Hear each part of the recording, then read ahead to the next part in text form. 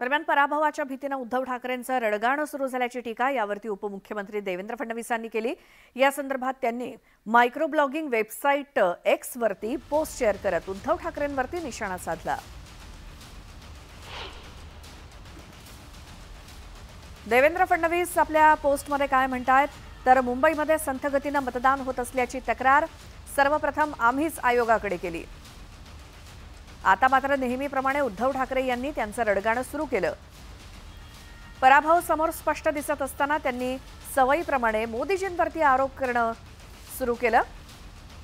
4 जून नंतरच्या स्थितीला सामोरं जाण्याची पार्श्वभूमी ते आत्ताच तयार करतायत। शिवाय निवडणूक प्रक्रियेतील अधिकाऱ्यांना धमक्याही दिल्या जात आहेत। अशी पोस्ट उपमुख्यमंत्री देवेंद्र फडणवीस यांनी केली उद्धव ठाकरेंच्या वक्तव्यानंतर।